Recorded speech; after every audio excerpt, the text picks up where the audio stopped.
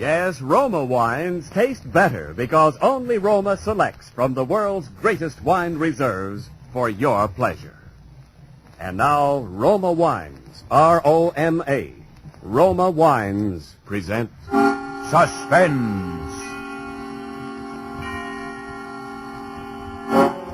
Tonight, Roma Wines bring you Miss Agnes Moorehead in The 13th Sound, a suspense play produced, edited, and directed for Roma Wines by William Spear.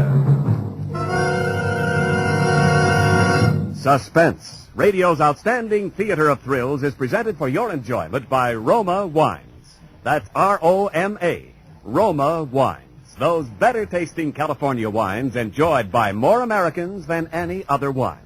For friendly entertaining, for delightful dining.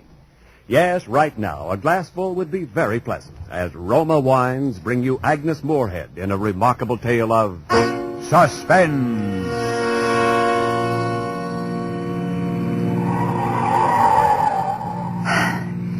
We were driving too fast, but I knew that if I slowed down at all, I would begin to tremble.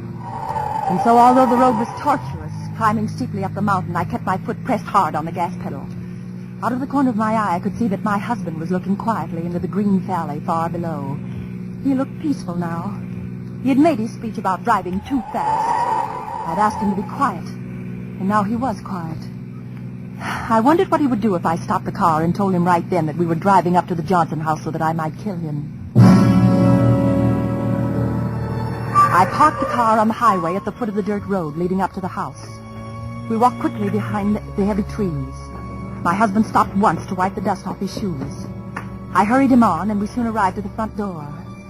As planned, I'd forgotten the key. I did open my purse and look, however, and that gave me the opportunity to release the safety catch on the gun I had borrowed from my husband's belongings. I suggested that we try one of the windows. He agreed, and we slowly made our way through the underbrush that was growing wild at the side of the stucco building until we reached the first-floor window. The window was set high above the ground, and my husband had to stretch his body to reach it. I waited until he had his back to me, with his hands raised high in the air, reaching for the window frame. Then I opened my purse, took out the gun, aimed very carefully at a spot just in the center of his left shoulder blade, and pulled the trigger 4 times.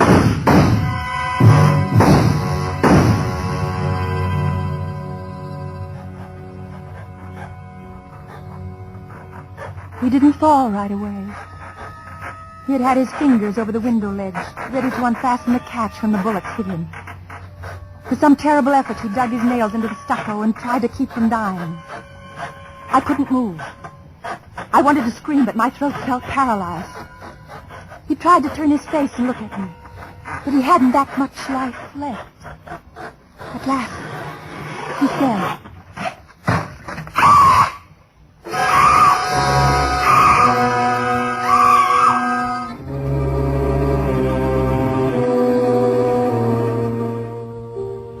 screaming finally. I felt better for it. I bent and looked at my husband's body. He was quite dead. I wiped off the gun, his gun, and threw it behind an acacia bush.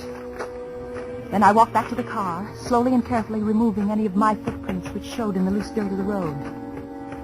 At the car, I emptied some cigarette butts from the dashboard ashtray onto the road, dusted my shoes, then turned around and drove home.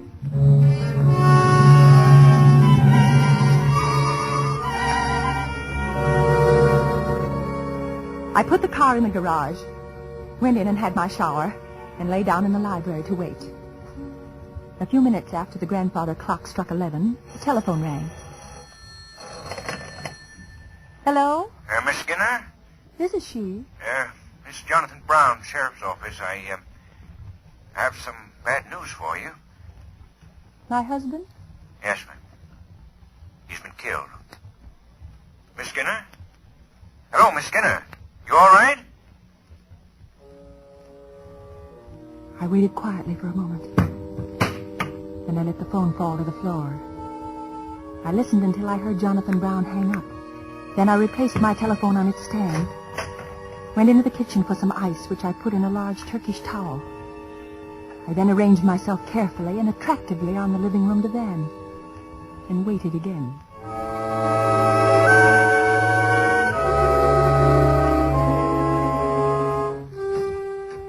Miss Skinner. In here, please. Oh, yes. You all right, Miss Skinner? That was a stupid thing for me to do, breaking the news that way, you know. I'm all right. Well, I came over as soon as you dropped the phone. Well, I felt faint suddenly. Well, ain't no wonder. Tell me what happened, Mr. Brown, Jonathan Brown, Sheriff's Office. Mr. Brown, please sit down. Oh, thank you. Well, your husband was up at the Johnson house this afternoon, as well as we can figure. Up there on the side of the mountain, you know, and he must have been trying to get into the window, and somehow, somebody, well, shot him. You sure you want me to tell you? I'm sorry. Go on, please. Well, we looked around the place, couldn't see anything. Though we found the, weapon, it was a gun, found in the brush near where he was, and no footprints or anything, except tire marks down the main highway and a bunch of cigarette butts where someone must have been sitting in the car, waiting, you know. Those were my tire marks. You was up there? Well, I had an appointment to meet my husband this afternoon at the foot of the road leading up to the Johnson house. He had said that he'd had some business to attend to and would get a ride with this other person. He was very mysterious about it. Oh? I waited for an hour or more at the foot of the road. You were so clever to recognize the meaning of those cigarette stubs. Well, And when he didn't come, I thought perhaps I was mistaken about the appointment, and so I drove home. Or to think about, perhaps I'd gone up to the house, I might have saved my poor dear husband's life. they're not terrible talk, I know. I'm all right. I'm all right. I'll be all right. Well, now, don't you worry about a thing, Miss Skinner. The sheriff's office will round up the guilty party or parties and have them brought to trial, you know. Yes, I'm sure.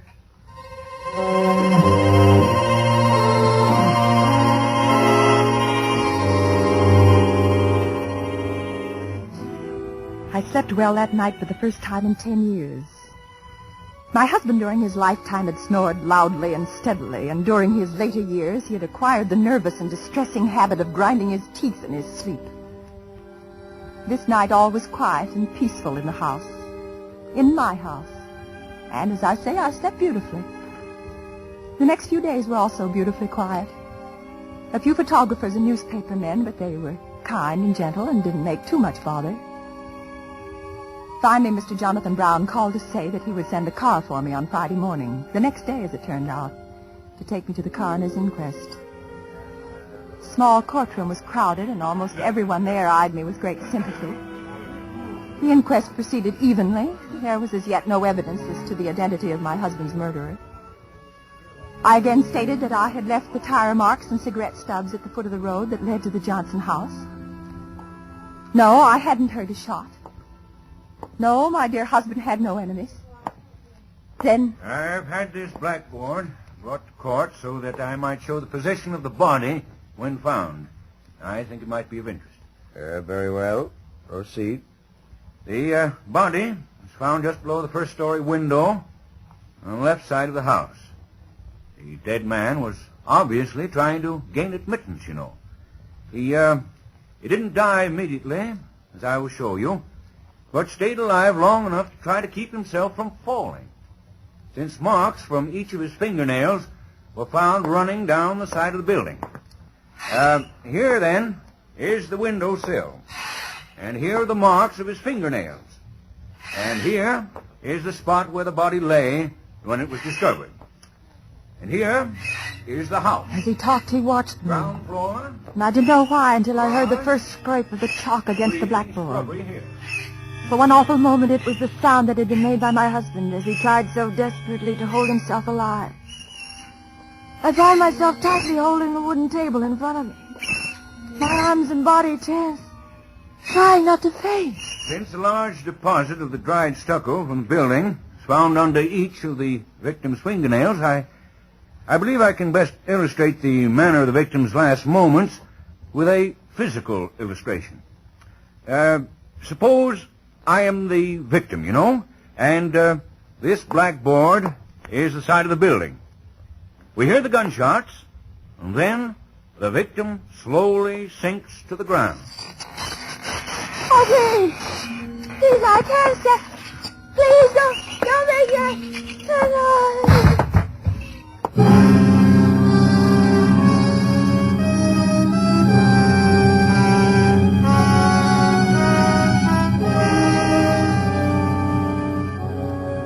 For Suspense, Roma Wines are bringing you Agnes Moorehead in the 13th Sound.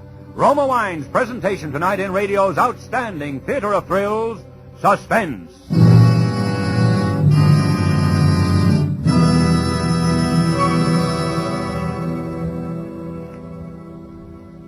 Between the acts of Suspense, this is Ken Niles for Roma Wines. Tomorrow, on Valentine's Day, delight your Valentine with a gift that's smart, lavish, and in perfect taste. Say it with Roma Champagne, traditional wine of romance. Brilliant, bubbling Roma Champagne is an unforgettable token of your thoughtfulness. For pale gold, sprightly dry Roma California Champagne, made by the world-famous Charmant bulk process, is sparkling wine at its finest. Yes, to make any golden moment live forever, say it with Roma Champagne. And remember, you enjoy an exclusive difference, a better taste in Roma Champagne. For Roma crushes only the choicest grapes, especially selected for fine champagne. Then Roma vintners' unmatched skill, the magic of necessary time, and America's finest wine-making resources guide this great treasure to rare taste luxury. Finally, from the famed Roma Champagne cellars to you comes better tasting Roma Champagne. So this Valentine's Day, say it with Roma. Roma Champagne, golden masterpiece of Roma, the greatest name in wine. And now, Roma Wines bring back to our Hollywood soundstage Agnes Moorehead as Mrs. Sally Skinner and William Johnstone as Jonathan Brown in the 13th Sound. A tale well calculated to keep you in suspense.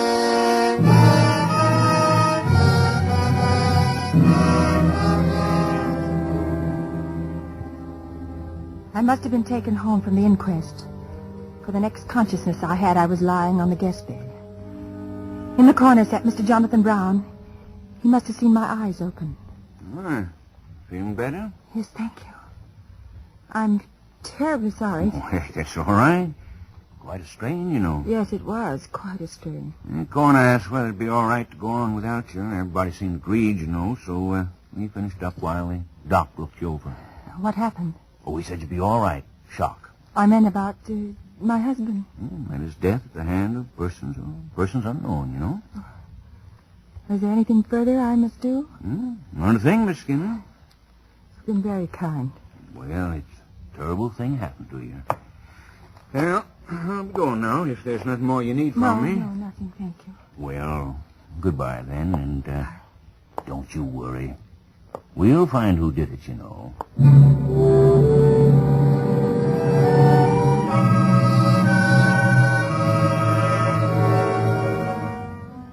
After he had left, I had the time to be angry at myself for my behavior at the inquest. What must the people have thought?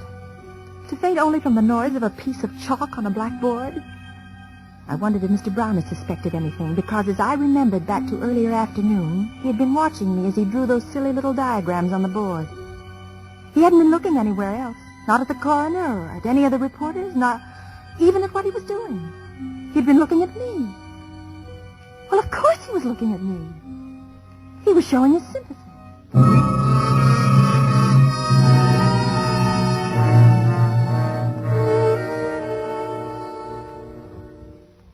I slowly allowed myself to return to my former position in the community. I was able now to do the things I'd always wanted to do, but had been restrained from doing by a certain attitude of my husband's. He had never liked entertaining. He didn't believe that we should belong to the country club and take a civic pride in the fact that our home was the largest and most beautiful in the community. In fact, it was his desire to sell our lovely home that caused me to finally take that complete and drastic step.